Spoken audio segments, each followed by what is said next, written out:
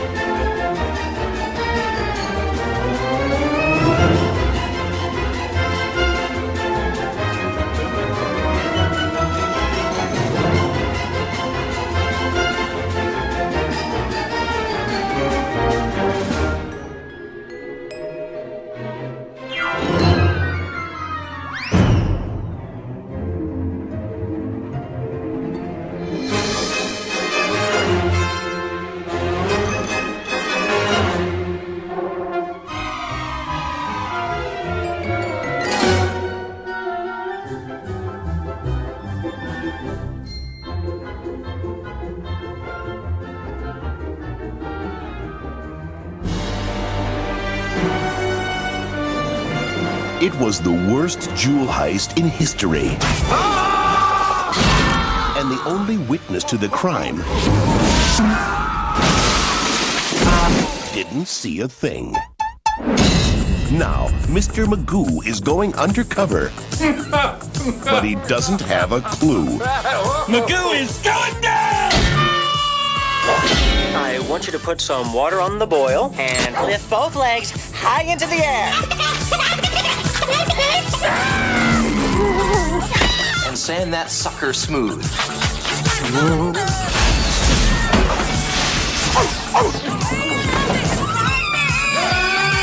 I have a surprise. So do I! This Christmas, you won't believe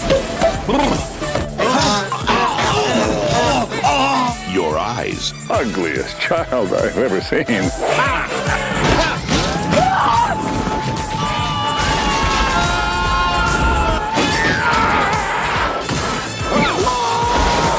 Leslie Nielsen. Ooh, I've got a strike! Disney's Mr. Magoo. Freeze!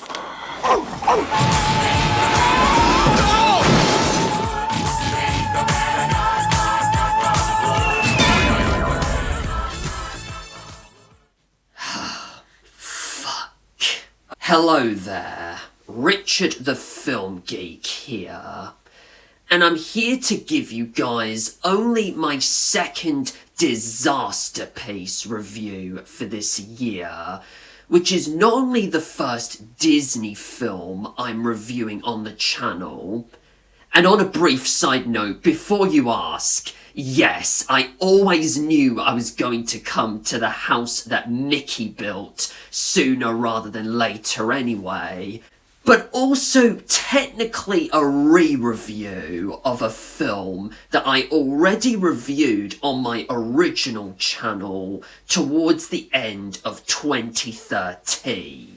With that said, the movie I am obviously visibly dreading to talk about again in today's video is Disney's 1997 live-action film adaptation of a certain classic cartoon show you may or may not have probably heard of, titled Mr. Magoo. which was the first and only English language film to be directed by Hong Kong filmmaker Stanley Tong, who had previously helmed Jackie Chan's Hollywood feature film debut a couple of years prior, Rumble in the Bronx, was co-written by Pat Proft, who previously wrote Airplane, as well as the original Naked Gun trilogy, and stars the legendary Leslie Nielsen,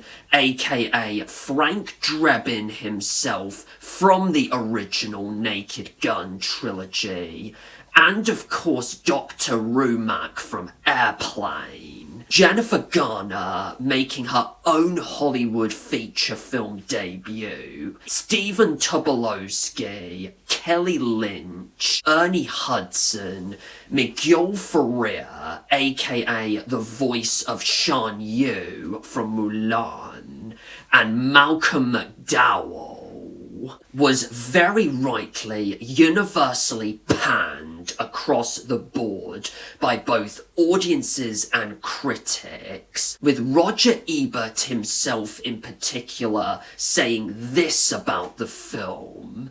The original Mr. Magoo cartoons were not my favorites. They had one joke. Exactly. He mistook something for something else. Exactly. This goes on for an hour and a half, Right. and it's deadly. And then at the end, we get that unbelievable, politically correct apology to the nearsighted. Look, I'm as nearsighted as they come. I'm like 2,500, right? And I never was offended by Mr. Magoo. He's a nearsighted guy. He does the best he can. They go on, well, people who are nearsighted should have an opportunity in the workplace. It's like a big wet blanket thrown on top of the film, which was a wet blanket to begin with. I had more entertainment value laughing derisively At the apology than the jokes in the picture. Yeah. As well as calling the film transcendently bad, very apt descriptor by the way, has an approval rating of 9% on Rotten Tomatoes, and also very deservedly flopped hugely at the box office on the exact same Christmas Day weekend as Kevin Costner's The Postman, another infamous box office flop, and a certain little independent epic blockbuster romance you may indeed have heard of called Titanic. Now, in case you're not at all familiar, or even really care to be familiar, full stop, with this character, I'm going to give you a little history lesson anyway, to keep you guys up to date with the context of the subject of today's video. Mr. Magoo was originally created back in 1949 by a little-known animation studio called UPA, or United Productions of America, before going on to become the bumbling main protagonist of a series of Academy Award-nominated cartoon shorts, one of which including a made-for-TV animated short film adaptation of A Christmas Carol. Not the Richard Williams one, in case you're confused, with Magoo in the Scrooge role. He would then go on from there to have his own self-titled cartoon series and subsequent spin-off series titled The Famous Adventures of Mr. Magoo during the early to mid-1960s, where he would be regularly voiced by Jim Barkus. The original cartoon show was basically a slapstick comedy series, very reminiscent in fact to other shows that were airing around that time, such as the Flintstones, Scooby-Doo, and even the Looney Tunes, that followed the frankly rather kind of pointless misadventures of, well, Mr. Magoo. And what I precisely mean by frankly rather kind of pointless pointless is that the premise is solely based on this simple one-joke concept of a ridiculously rich and bald, yet senile and doddery old man who cannot properly see anything worth a dime and or stubbornly refuses to wear glasses, falls and or stumbles over anything and everything, accidentally mistakes anything and everything he comes into contact with for something else entirely, and through sheer traditional cartoon logic, always somehow manages to happily get away scot-free and unscathed with anything he does. Come to think of it, actually, this sort of joke was probably ironically handled a lot better and much more cleverly with, well, this iconic moment from Disney's Mulan. Grandma, no!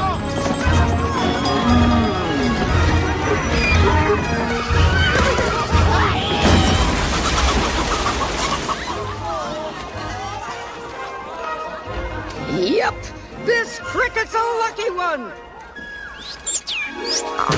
Thus, with all that being taken into consideration, this is actually the first time, thankfully, that I don't really need to describe to you guys in full detail the plot to this movie, because, let's be honest here, there really isn't one. I guess the only remote best way I can describe it is Magoo gets caught up in this horribly botched jewel robbery for some lazily contrived, poorly written and batshit insane reason, and then has to use his myopia to his advantage, take out the thieves and get the aforementioned jewel back. That's it.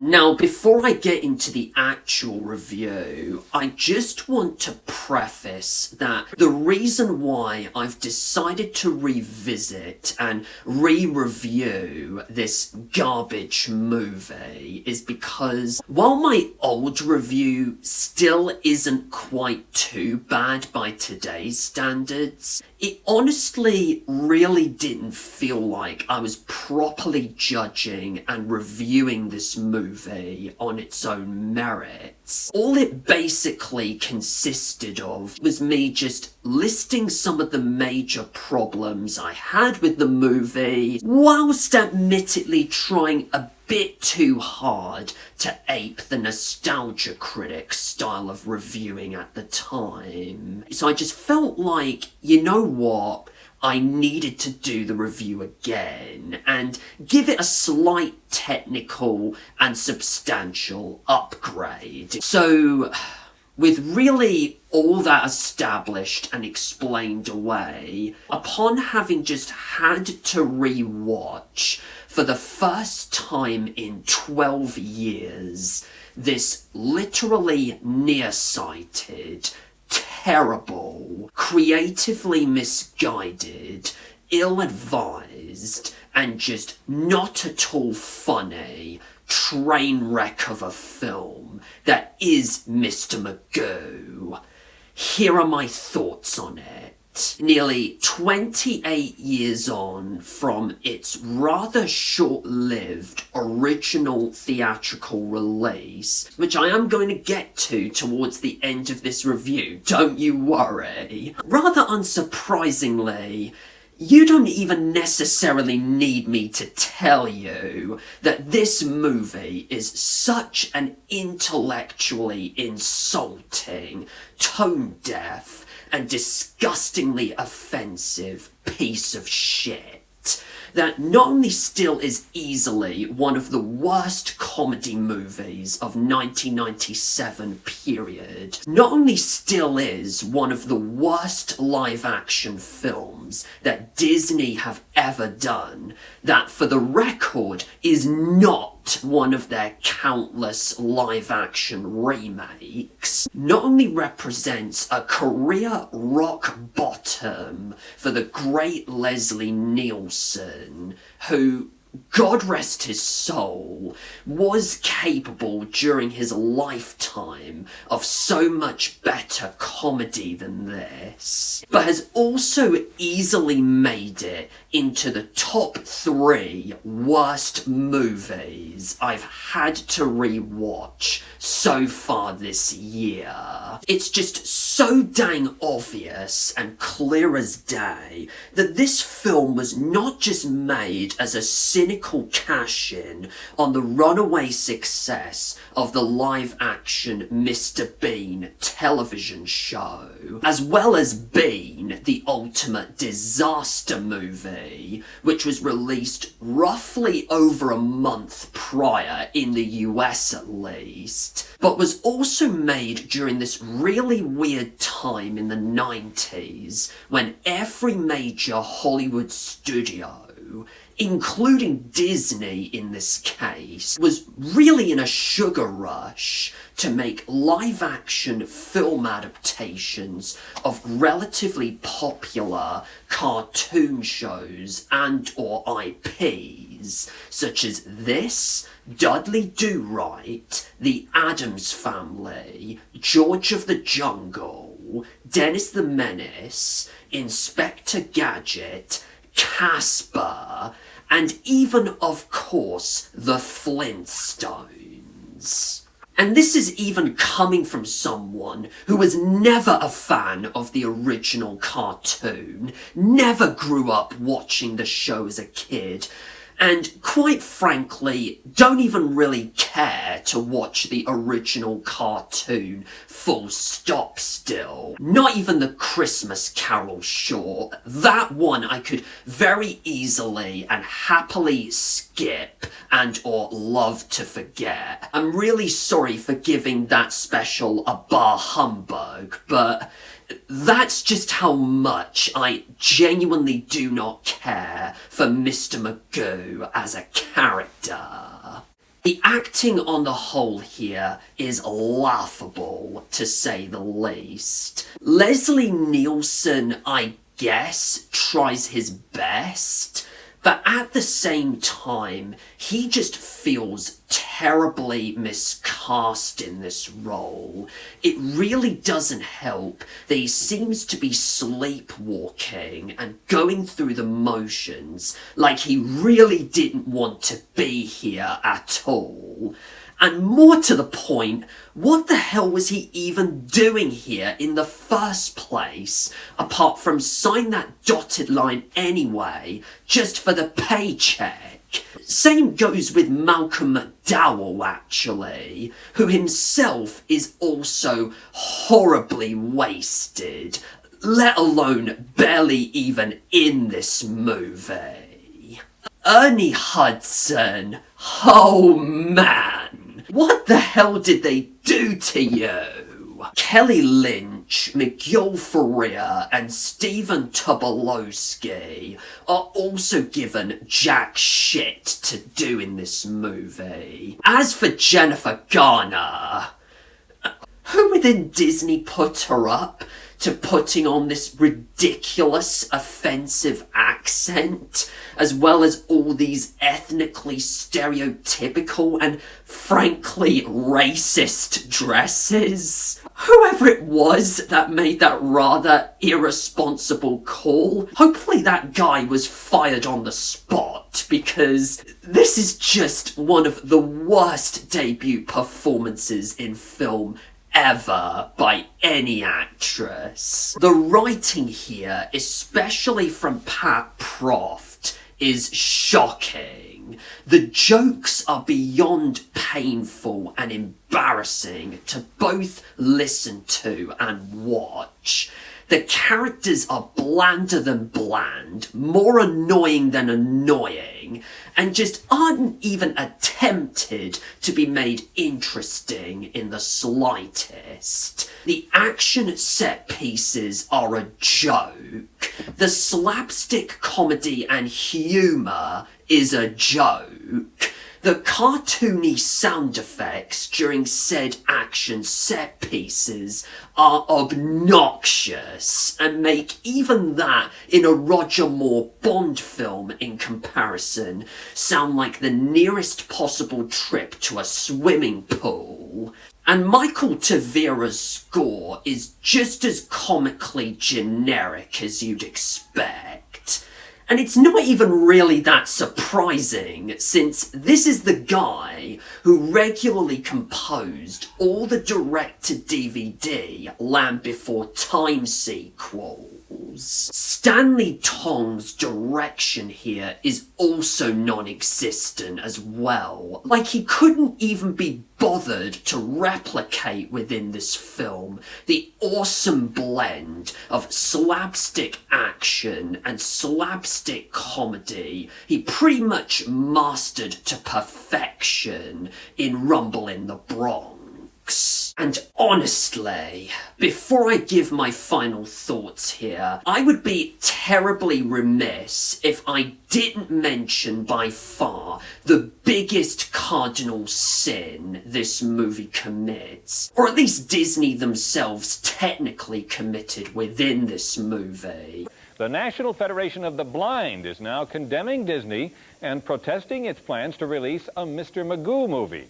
The group is asking Disney to stop production of the movie, which is about that clumsy, nearsighted cartoon character, and it has agreed to take whatever action it considers appropriate to protest Mr. Magoo's revival. Namely, the infamous incendiary disclaimer that appears right at the end before the credits roll, which essentially states that this film was never accurately intended to offend, demean, and insult people with poor eyesight, blindness, or any other physical disabilities. Funnily, ironically and hypocritically enough, however, this disclaimer is written in the tiniest possible lettering or font size imaginable, obviously making it damn near impossible to be properly read by this certain group of people. Motherfucking wow, Disney.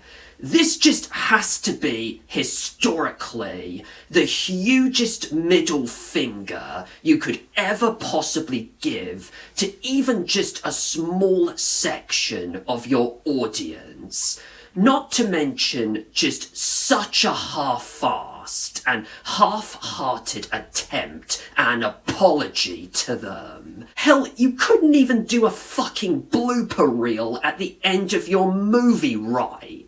And it really says a damn awful lot that this was part of the reason why Disney was ultimately forced to pull this movie from cinemas after just 2 weeks. Plus, this is just such a hilarious little factoid that I just happened to stumble across during my research in preparation for this review, and thought I might as well mention here because it's just so pathetic and so delusional, and yet so unsurprisingly typical of Disney to do this, even by today's standards. But apparently, they actively wanted Mr. Magoo to become an international franchise with multiple sequels, only to then swiftly backtrack on that when the movie ended up not doing as well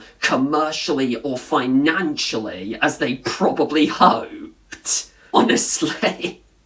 This is like the exact same shit that happened early this year. Once the Snow White remake bombed at the box office, and rather deservedly so in my opinion. Disney announced that they were not going to do any more of their live-action remakes, only to then effectively backtrack on that when the Lilo and Stitch remake fared a lot better. Good Christ. In conclusion, what else do you really need me to say about Mr. Magoo that hasn't already been said? It's a god-awful piece of shit. It's offensive on nearly every single level. It's unwatchable garbage trash of the highest order.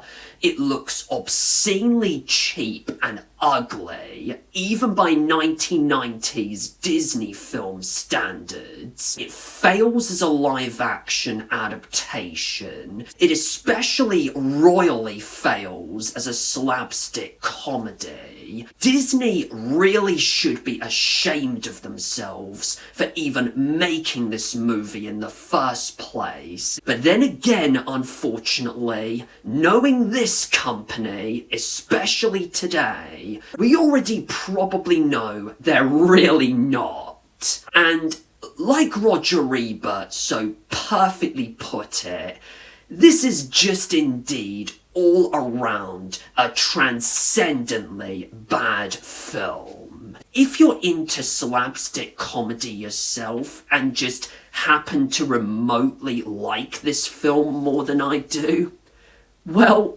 more power to you then, I guess. But otherwise, whether or not you have kids, and if you really want to entertain them with a nice little family film that is legitimately funny, there is just no effing way I can remotely recommend this trash to you. I'd instead rather recommend that you go and entertain your kids with a much more worthwhile, enjoyable, and entertaining family film like A Simple Wish, Casper, Flubber, or heck even George of the Jungle. Mr. Magoo the cartoon isn't funny, Mr. Magoo the movie isn't funny, Mr. Magoo is not funny! It's poor slapstick with a shoddy script and characters that aren't even attempted to be made interesting. Once in a while there's a good stunt, but when you put a painfully obnoxious cartoon sound effect over it, it loses all comedic value. I wish I was as blind as a bat, so I wouldn't have to see this stupid-ass piece of shit! And with all that being said, obviously, my overall rating for this piece of garbage trash is going to be minus my out of 10.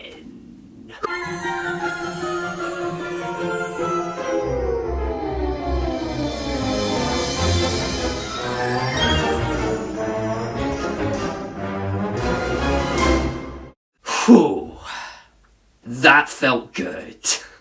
Don't forget to do the following few things as always. Leave a comment below, let me know your thoughts on Mr. Magoo, subscribe to my channel, click on the little bell to receive any emailed notifications and or updates from the channel. If you haven't already, you can also follow me on Facebook, Instagram, Letterboxd and Blue Sky. Do take care everyone, and bye.